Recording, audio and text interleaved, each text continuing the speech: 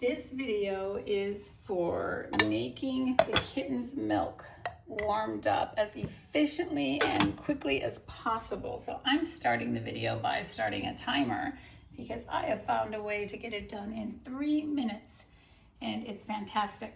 So what I did was I found a mug warmer, electric mug warmer, coffee cup warmer online. And I was thinking about getting a baby bottle warmer or some system like that. I normally take the kitten's milk out of the fridge. I have it pre-made in a bottle, take it out of the fridge. I put it in like a coffee cup and I run hot water in it. The problem with that is I waste a lot of hot water. I have a really big family, so sometimes if someone's in a shower or a bath, I have no hot water when the kittens need their milk warmed up. I also have to prepare human milk, breast milk for a baby, and it is often frozen, and I do the same thing with that. I use hot water to defrost and warm that up. So between warming up milk for the kittens and milk for the baby using running hot water, I can really use up all the hot water, run up the water bill. It's just not very efficient. You can overheat it really easily. So I started thinking, boy, I'm warming up milk constantly right now. So maybe I should look for a bottle warmer. And then I saw these electric mug warmers and I decided to try this, and it has been better than I hoped. The system is so fast, so effective, so efficient. I could do high volume bottle warming with multiple litters. You know, if rescue agency could actually do this and keep up a lot better than any other way we traditionally use. So what I started out doing, I ordered the warmer only. Now, the most effective way to warm up anything like this is to get a cup with a lid. This does come for sale with a cup with a lid, but I purchased just the warming unit because I wanted to try to get something as big as possible on it. I started out at first using coffee cups I have at home. You must have a completely flat bottom. No concavities, no ridges. Obviously you can't use plastic or some other material, so I found metal with a little ceramic on it. That's my husband's cup. Don't judge him for his name. He was too young to get a vote on the name.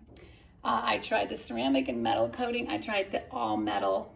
These took, and obviously they're short, so the bottle sticks up above the top, so I can't put a lid on them. These took probably 7 to 9 minutes to warm up the milk.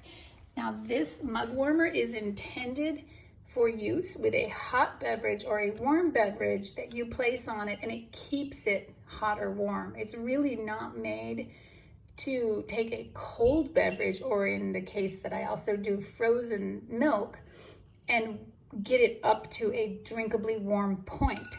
So, all right, that's been 3 minutes. Let me check the milk. So I'm asking a lot of this technology, and I check it on my wrist.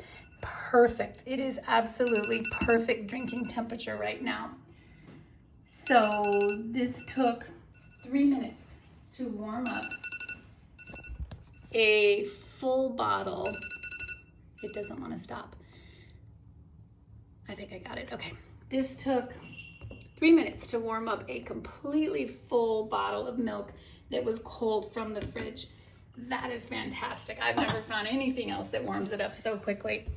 So what I was saying was this isn't meant to do that, so I am asking a lot of it. So you need to help make it as efficient as possible if you need your milk warmed up quite that fast, which not everybody does. So if you're good with the older system, the previous system of just a coffee cup on the warming surface, no lid, and you've got about 7 minutes, you know, that's great. But I need it quicker. So I found this teapot shaped beaker. This is extremely thin glass. I have actually not found any more online that have the tea spout on it. Got lucky enough to find this in a resale shop, a Goodwill, but it is beaker thin. The bottom's completely flat, and the bottom of the cup is actually a little bit bigger than the heating surface. So it's really gets heated well. And then the lid didn't come with it, but I found one that fits perfectly. So if you can close it up with a lid and still fit whatever you're heating up inside of it, it's gonna be extremely effective. So if you're a high volume bottle baby feeder, this is the best system. And you can find the thin beakers without the spout on Amazon. And then you just have to search for a lid that fits. So as to temperature, this thing goes up to 230 degrees, which is not quite scalding, but it's too hot for kittens and babies. So the perfect temperature for kittens and babies to drink is when you set this machine to 130 or 135. Now that is only going to be the temperature of the heating element. That isn't telling you the temperature of the liquid. So you always still check. But I have been doing this for about 10 days now with this setup.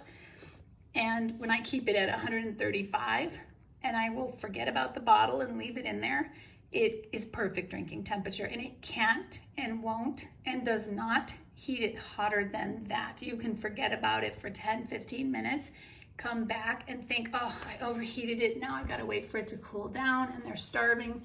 Nope, that's not the case. It's still perfectly warm drinking temperature. So the only problem with that is that you'll get lulled into a sense of leaving it on there as long as you need to, and it will spoil fast. The longer you keep the milk warming up, it degrades it.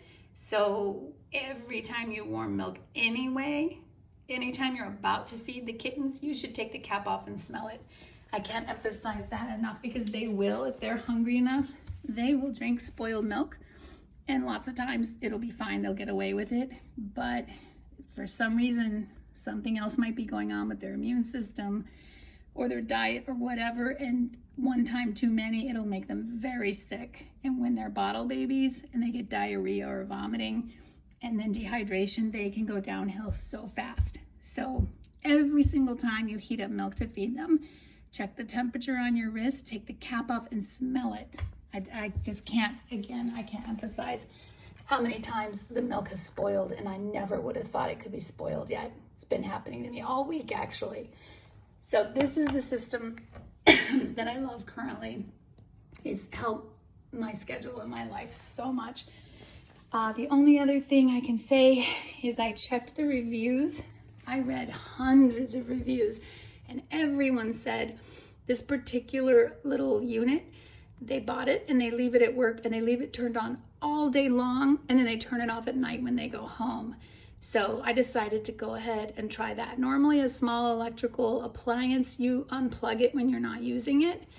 But I decided if I set it up safely, so be smart about it. I put it, on a granite surface. There's no piles of paper or stacks of linen around it, right next to a sink.